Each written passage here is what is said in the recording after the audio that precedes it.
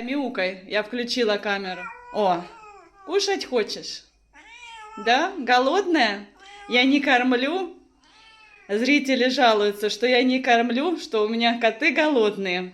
Приходят со всей округи примерно 10 котов и кошек в среднем. Значит, я сейчас чистила креветки, ну и естественно, они собрались. Котики почувствовали запах, несмотря на то, что они уже позавтракали. Друзья, вот это вот корм кошачий, мешок.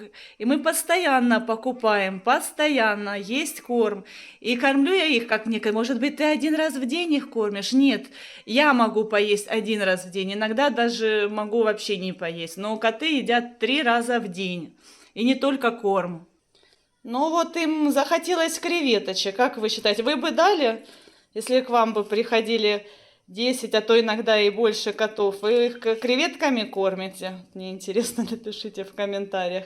Ну вот у меня есть, допустим, муж и сын, тоже они любят. Я, например, очень люблю икру красную, но уже 10 лет я не ела красную икру. И ничего, видите, живая.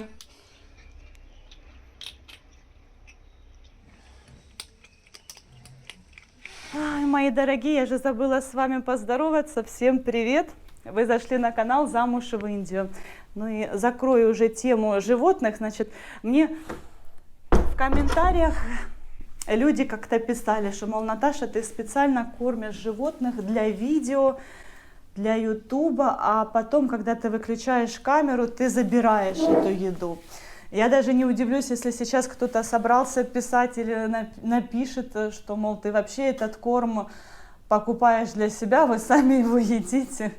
Вот. Ну, я уже ничему не удивляюсь, но вот сейчас хочу все-таки доказать, что это не так. Ну, вообще не понимаю, зачем я это делаю, зачем кому-то что-то доказывать. Ну, ладно, уже такой вот неоспоримый, я думаю, факт вам сейчас приведу. Значит, если к нам приходят сюда животные, приходят сюда коты, ну, наверное же, они это делают не просто так. Если бы мы их отфутболивали, если бы мы их не кормили, то они бы к нам бы и не приходили бы, они обходили бы наш дом стороной. Значит, раз они приходят, значит, что-то знают.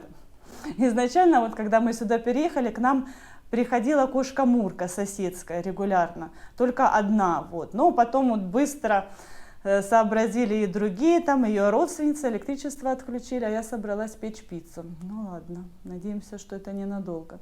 Вот, и стали приходить ее родственницы, и не только, и домашние коты, кошки к нам сюда приходят. Я показывала красивых, пушистых, тоже приходят и едят корм, или мы не только кормом, и рыбой иногда кормим, и курицей. Вот собак, да, кстати, по поводу собак Джимми тоже мы не заводили, она здесь изначально жила, и мы ее стали кормить. И еще 2 пса вот сейчас таких вот на постоянной основе, которых мы кормим. Ну, собаки, они там как-то между собой территорию делят, поэтому другие собаки к нам сюда и не приходят. Джимми и 2 мальчика пса. Вот, их мы кормим курятиной. Ходим в мясную лавку и там берем, нам бесплатно дают, но тоже это бесплатно, не совсем бесплатно. Значит, периодически парам их всех, весь этот коллектив в этой лавке угощает чаем, кофе, там, пирожками. Вот недавно они заказали биряни, ну, то есть по-любому как бы это не совсем бесплатно. Так что, друзья, почему они так мявкают? Ну да, вот особенно когда мы что-то готовим такое вот вкусное, типа креветок, типа рыбы, они очень настойчиво требуют, чтобы их этим накормили. Но мы их кормим все-таки кормом. Это тоже неплохо. И кто-то вот мне писал в комментариях, что, мол, Наташа, это тоже как раз вот момент был, когда Парам готовил креветки. И кошка залезла на окно и стала мявкать. И мне пишут, ой, ты бы хоть дала ей лепешку. Нет, друзья, лепешки они не едят. Кошки хищники, и они едят только мясную пищу. Артур вернулся со школы. Артур, сынок, переодевайся быстрее, и будем вместе с тобой готовить тесто на дрожжах для пиццы. Впервые Артур будет таким вот заниматься здесь, в Индии. Ну, наверное, вообще в жизни впервые. Значит, напоминаю, кто не смотрел предыдущую серию, мне очень сложно было найти дрожжи. Вот это вот сухие дрожжи, которые я сама нашла. А продавцы даже не знали, что это такое, потому что в Индии особо никто не заморачивается с таким вот дрожжевым тестом. Здесь Если и пекут, то лепешки бездрожжевые. Значит, друзья, ну сейчас Артур переоденется и будем готовить. А я вам хочу показать, видите, у нас никаких изменений не произошло. По-прежнему стены вот такие вот страшные, черные. А все потому, что этот человек, который должен продолжать делать ремонт, сейчас занят, ушел на другой объект. Тоже еще вот обращаю ваше внимание, нет никакого лежанки, о чем я вам, помните, рассказывала. У Парама будет не кровать, а что-то вроде дивана или лежанки. В общем, ее нет. Хотя там оставалось работы всего на час, но наши мебельщики тоже ушли на другой объект. И сказали, что, скорее всего, вернуться к нам через неделю. И вот по-прежнему то, что от мебельщиков я также жду, это кухню. Все по-прежнему здесь открыто. И сколько мне предстоит так жить еще, я не знаю. Хотя вот сегодня и погода хорошая, дождя нет, даже немножечко солнышко проглядывается, но их нет. И когда будут, я не знаю, мы уже с Парамом на этот счет сегодня с утра успели даже поссориться, но он мне объяснил причину, почему так, говорит, это так везде, по всей Индии, ты должна это принять и понять. Но я вам чуть позже расскажу, в чем причина. Ложки сахара. Потом куда ты добавляешь? В теплую воду. Сахара побольше, Артур. Дрожжи любят сахар, да, они будут расти благодаря сахару. Но еще больше, чуть-чуть еще, Артур, сахара добавь. Так, ну теперь дрожжи. Обязательно возьми сухую ложку, Артур, и насыпай туда дрожжей. 15 грамм. Хватит, наверное, хватит. Размешиваем. И туда насыпай муку. Мука высшего сорта. Атта это мука, из которой папа лепешки готовит. Она более полезная. Но нам сейчас... Ну, насыпай пока. Для зрителей, наверное, не буду ждать, пока это растворится. Ну, хорошо. Или подождете. Артур, мы не стесняемся показать зрителям, что у нас получилось, а? Нет. Или все нормально, все под контролем? Не все под контролем. У тебя же, Артур, у тебя же есть опыт. Ты много раз готовил лепешки. Маслом руки помазать. Говорит, надо было маслом руки помазать. Артур, надо муки добавить. Давай я сейчас добавлю, у меня руки чистые. Значит, друзья, этот рецепт мы нашли, я нашла в интернете, и Артур его одобрил.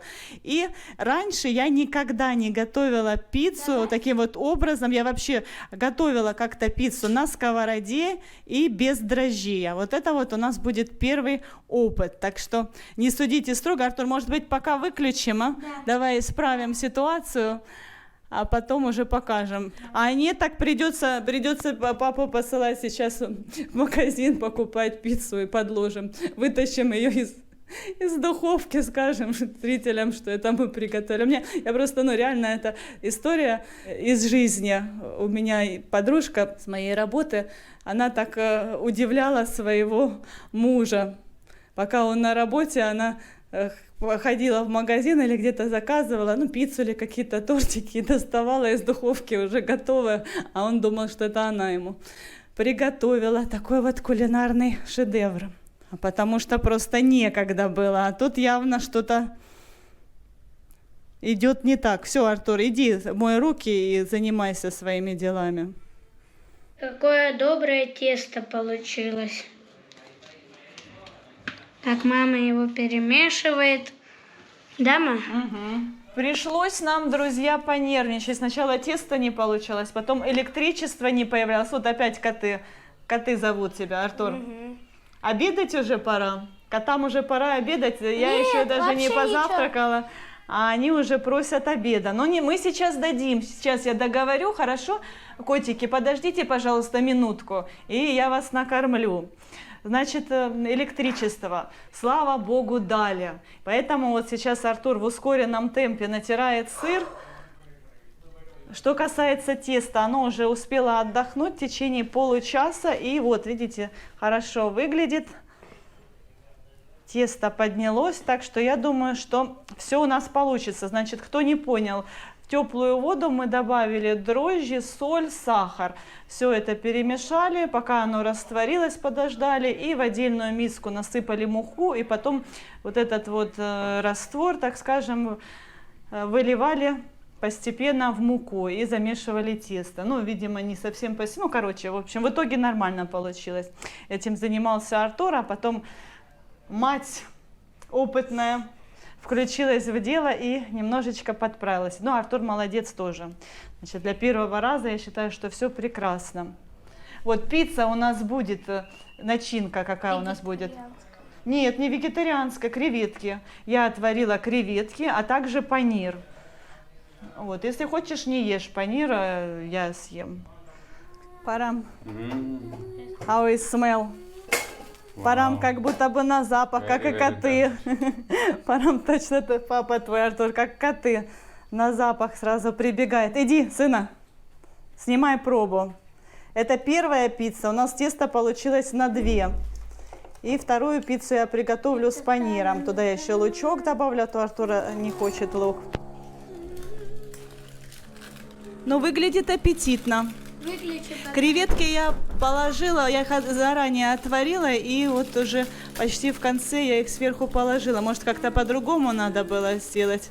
Да и так пойдет. Давай скорее снимай пробу и рассказывай нашим зрителям. Нет. Какой у меня ребенок. Ассоциация у него с магазинной едой, что это химия, а домашняя еда это полезно. Ну, я действительно стараюсь кормить своих мужчин только домашней едой. Очень редко по воскресеньям мы едим где-то в кафе. Слюнки текут, да? Я хочу полюбоваться ей.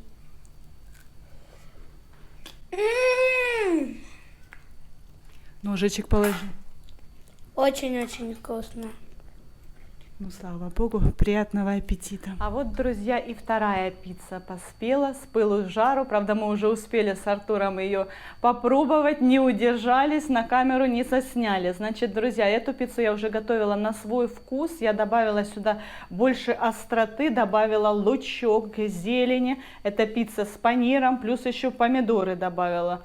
Но, несмотря на то, что я ее готовила полностью на свой вкус, Артуру тоже она очень понравилась. Действительно, удачное тесто, тонкое, хрустящее, мне очень нравится. Буду теперь готовить, да, Артур, будем раз в неделю готовить пиццу. И потом я еще планирую научиться готовить хлеб, печь хлеб. Черный или браун бред. Здесь можно купить в Индии браун бред, вот я вам показываю, но он на вес золота. Вот тут у меня одна долька, один тост остался, я его берегу Артуру завтра в школу. Парам вчера был в городе, и ему даже в городе не удалось купить, в магазине не было.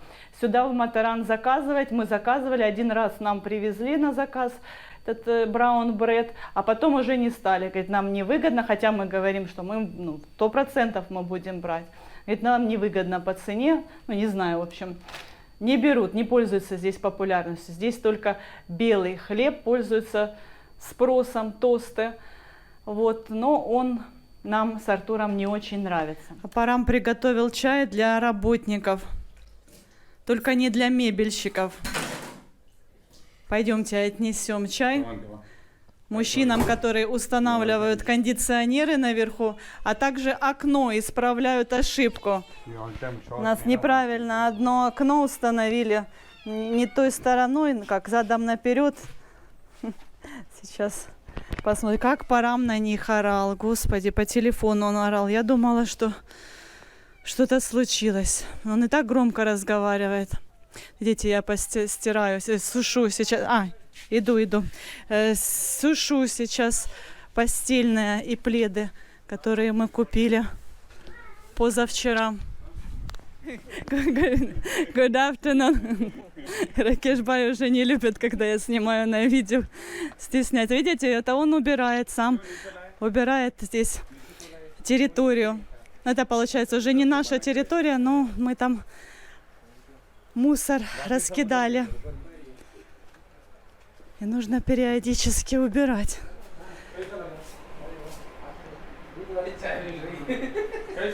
Good afternoon. Ну, Парам, вот, исправили. Слушайте, мне до сих пор еще не верится. Совсем недавно, вы помните, здесь были кирпичные стены.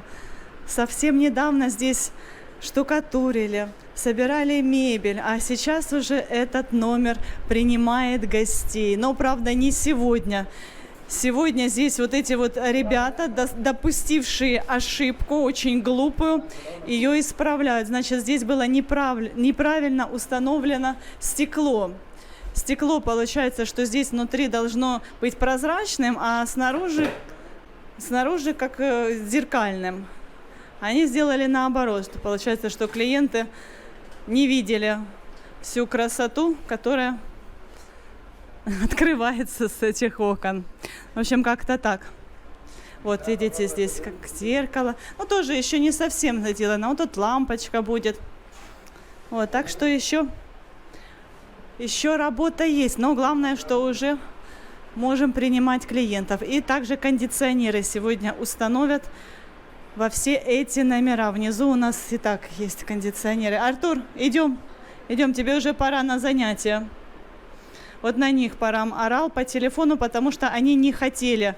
У них уже новая шабашка, и им не хотелось прерываться на то, чтобы к нам вот сюда прийти и исправить эту ошибку. Ну, вот, собственно, по этой причине и наши мебельщики, и другие работники так себя ведут. Они, получается, уже берут заказ, уже как получают задаток, уже понимают, что никуда они не денут, то есть, что мы уже других каких-то работников искать не будем, и они по ходу, если кто-то еще что-то предлагает, они не отказываются, потому что, там тоже, вот если большой какой-то заказ, большой крупный объект, хороший заработок, они не хотят его терять. Ну и, соответственно, вот так вот они туда ушли все мебельщики, а тут у нас осталось не так уж и много, только вот получается мне кухню доделать, зеркало, вот эту вот кровать. Они решили, что эта работа там всего на 2 дня, и они пошли на новый объект. Когда вот будем, завтраками кормят.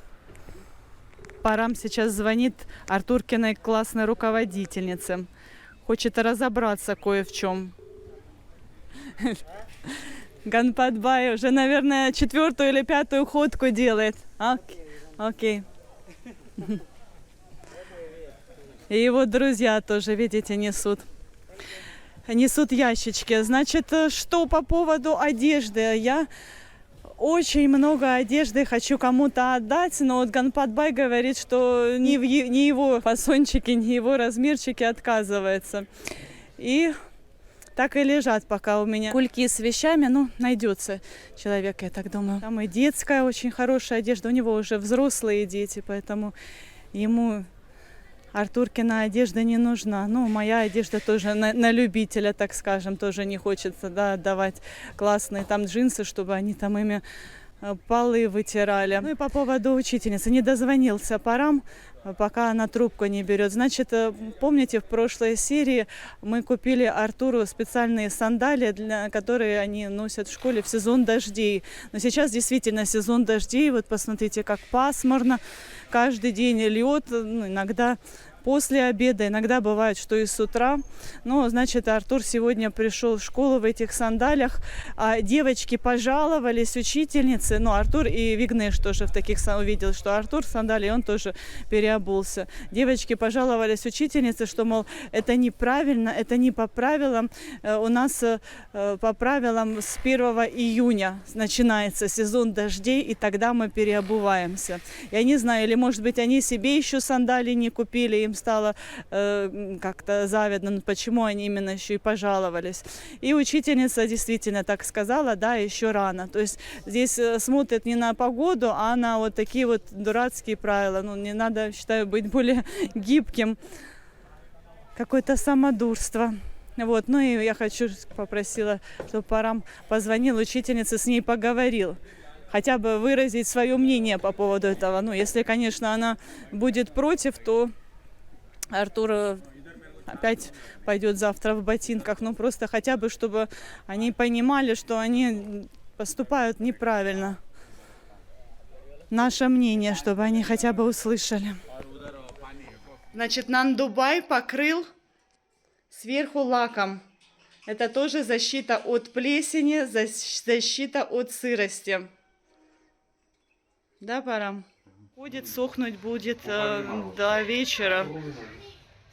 Особенно учитывая то, что сейчас солнца практически нет. Но слава богу, что дождя нет. Влажность 60%. Я смотрю прогноз погоды в Матаране. Мне телефон показывает каждый день. Ну, показывает, что будет дождь с грозой через пару часов. Ну и, в общем, поэтому займет много времени на высыхание.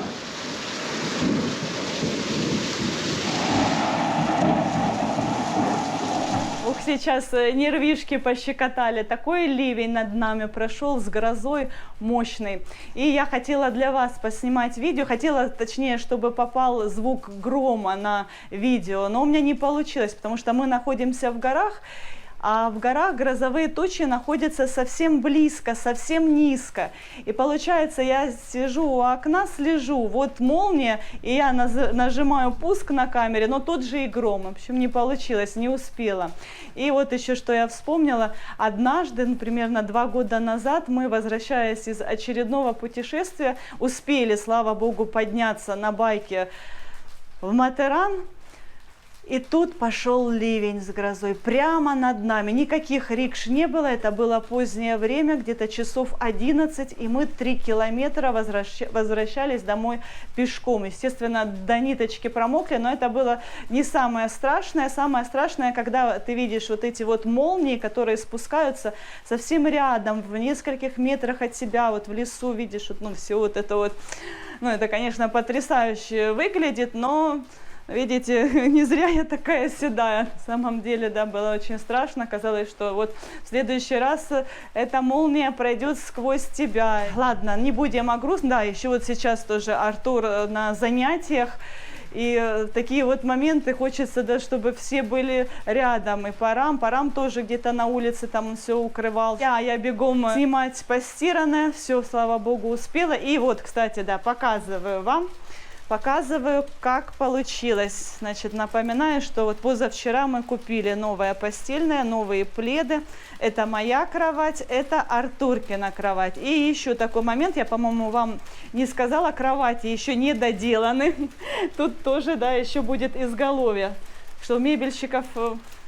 Вот еще такой вот момент я упустила, вам не рассказала, сколько им всего еще нужно сделать. Ну и Парама кровать будет здесь, а пока он спит на матрасе, на кухне. Да, мы сейчас спим все по отдельности. Ну все, мои дорогие зрители, спасибо вам всем большое за внимание.